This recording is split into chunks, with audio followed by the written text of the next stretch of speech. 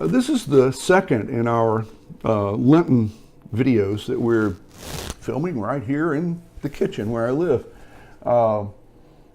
We're looking at some characters from the Lenten story, at least initially, whose stories were partially to completely tragic, whose stories did not live up to the witness of a completely faithful life. Last week we looked at Judas.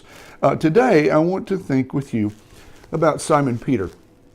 Simon Peter arguably is the most famous of all the disciples. Simon Peter is the one to whom Jesus said, "Upon the rock of your faith that you expressed, I will build my church. I'll give you the keys of the kingdom." Simon Peter was known as the first bishop of Rome, the great fisherman Simon Peter. But in the Lenten story, Simon Peter's sort of penultimate experience was anything but noble. You remember the story in the upper room. Jesus said, "I will be betrayed tonight. One of you will betray me and all of you will flee in fear." Simon Peter said, "They may. These weaklings, maybe they'll run away, but not me. You can count on me, Lord. I got your back. I'll be with you always. You can trust me." And Jesus said, "Simon, I know you. I know you mean well. I know that you're sincere in what you're saying, but let me tell you something. Before the rooster crows tomorrow morning, you will deny me 3 times. Simon Peter said, "No way." Well, it happened. You remember the story. In the courtyard of Caiaphas, there's an illegal trial. It can't take place at that time. It can't take place in that way, but it does. And it's clear to everybody that the verdict is in before the trial even gets started. Jesus is guilty, and they are just gathered there to sort of put the official state stamp on the verdict. And Simon Peter at least goes. The other disciples have hit the high trail. I am out of here. Things are too hot. Things are too dangerous. No thanks. Simon Peter, let's give him credit. He at least showed up in the courtyard of Caiaphas. But then the heat is ramped up, and it's clear what's going to happen. And it begins to occur to Simon Peter, they're going to murder Jesus for what he's been doing in his ministry. I was doing it with him. Maybe they'll murder me too. And there's this key moment when a woman who works for Caiaphas says, "I recognize you. You're one of this man's disciples." And Simon Peter says, "Oh, you're mistaken. I do not know the man." Shortly thereafter, some other people say, No. You're Galilean. You were with him. You have been with him all along. You are one of his disciples." And this time more aggressively and assertively, Simon Peter says, "You are mistaken. I don't know who that man is." And then finally, warming their hands by the fire, a whole group of them say, "Don't hand us that stuff. We know you. We've seen you with him. You're a disciple. You're part of his team." And Simon Peter curses and says, "I do not know the man." Whereupon the rooster crows. And 3 times Simon Peter has denied Jesus. In some movies and pieces of literature, there's this poignant moment. The Bible doesn't necessarily make it clear, but movies do a lot with it, where when the rooster crows, Jesus looks at Simon Peter, and their eyes meet, and Simon Peter realizes, I was the last person who could have been a witness for the defense, and I failed you. Now that easily could have been the end of the story of Simon Peter. I failed. He probably thought it was for a while. You remember what he did? He went back to fishing. He had been a fisherman before. He went back to the boats and said, I failed as a disciple. I had that key moment when I could have done what I needed to do, when I could have said what I needed to say, when I could have been who I was created to be, and I failed.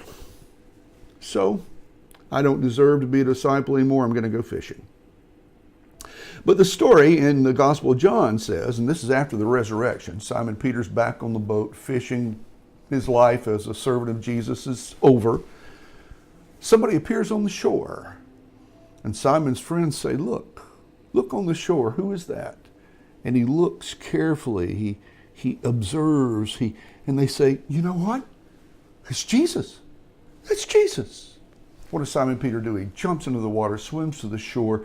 Jesus says, hey, sit down and have some breakfast. I've been cooking fish on charcoal, which actually sounds pretty good for breakfast if you ask me, but that's not the point of this video. In that moment, Jesus says something to Simon Peter 3 times. Simon, son of Jonah, do you love me? First time Simon Peter says, yes, Lord, you know I love you. Second time Jesus asks, Simon, do you really love me? Simon Peter says, Lord, you know all things. You know that I love you. And Jesus asks a third time, do you love me? And it says that it hurt Simon Peter to be asked 3 times. Why is that? Because it reminded him of the 3 times that he denied loving, that he denied even knowing who Jesus was. So the third time, broken, hurt, aware of his failure, he said, Lord, yeah, I love you. I didn't show it. I didn't live up to it. I failed you, but I love you. What did Jesus say each time Simon Peter answered? Each time Simon Peter said, Lord, you know all things. You know I love you. 3 times, what did Jesus say? Tend my lambs. Feed my sheep. In other words, Simon, you failed. You're guilty. You have a right to be guilty. You dropped the ball. But that doesn't mean I'm dropping you.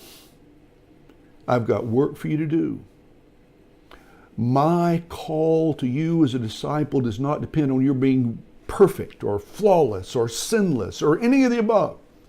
My call to you to be a disciple is dependent only on the fact that I love you, I need you, and I want you to join me in this work. Baylor Barbie said, people don't always give second chances, but thankfully, God does. You know what the Simon Peter story says to us? It basically says that whatever you've done, wherever you've been, however you've failed, whenever you drop the ball, whatever guilt you're carrying around, does not, will not, cannot interrupt the love that Christ has for you, and cannot define you unless you allow it to. Somebody told me years ago, God is always more interested in where we're going than where we've been. And that's sort of the Simon Peter exclamation point of the story. Have we failed in the past? Yes, we have. But that does not dictate what we'll do in the future by the grace of Christ. Give it some thought.